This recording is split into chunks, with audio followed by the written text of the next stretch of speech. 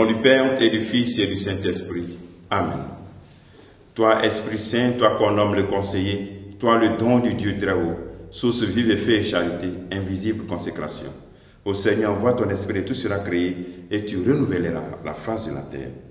Bien-aimés dans le Christ, nous sommes aujourd'hui mercredi 20 juillet et la parole de Dieu qui nous est proposée est extraite de l'évangile de Matthieu, chapitre 13, versets 1 à 9. Et nous lisons. Ce jour-là, Jésus était sorti de la maison et il était assis au bord de la mer.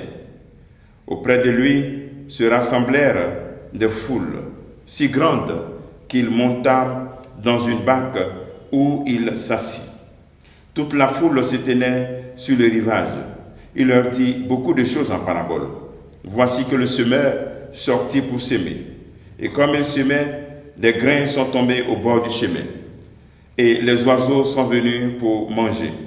D'autres sont tombés sur le sol pierreux, où ils n'avaient pas beaucoup de terre.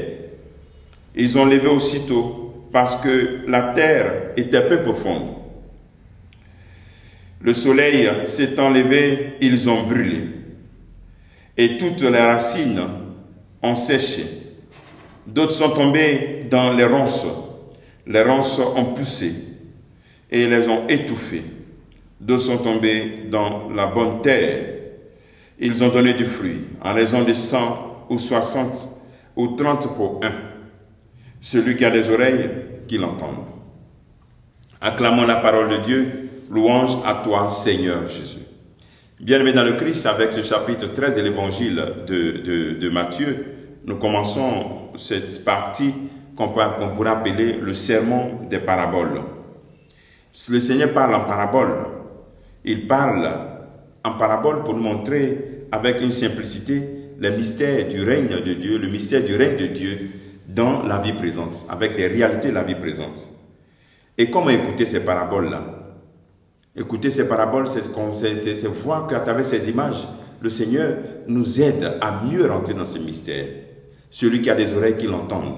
C'est-à-dire que nous avons besoin d'aller plus en profondeur. Concernant cet évangile d'aujourd'hui, que nous connaissons très bien, le Seigneur nous montre d'abord ce semeur qui sort. Ce semeur, il va dans le commentaire expliquer. C'est d'abord que nous devons nous rendre grâce à Dieu. Dieu qui compte sur nous et qui sème sa parole dans nos cœurs. Dans nos cœurs peut-être qui sont au bord du chemin.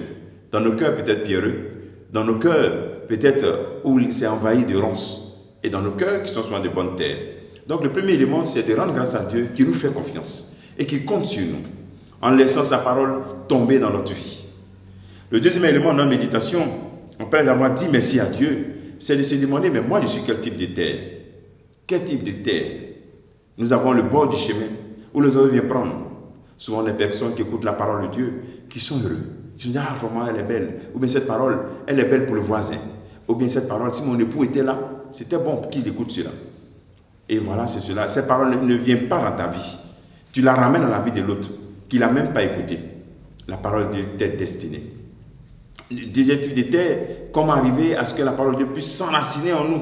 C'est de comprendre que à travers les pierres, peut-être le cœur qui est un cœur rempli de pierres, comprendre qu'il faut vraiment la méditer, reméditer, ruminer. Quand on écoute la parole de Dieu, allez s'asseoir, faites comme les ruminants. Ils vont manger, ils s'asseyent et encore, ils font revenir ce qu'ils ont brouté. Donc, on doit apprendre à méditer cette parole. La lire, la méditer, à prendre le temps. La Bible n'est pas un livre de lecture, mais un livre de méditation et sacré. Ensuite, comprendre que les difficultés de ce monde, quelles que soient les difficultés que nous vivons, ne doivent pas envahir la beauté de cette parole, qui est une parole éternelle.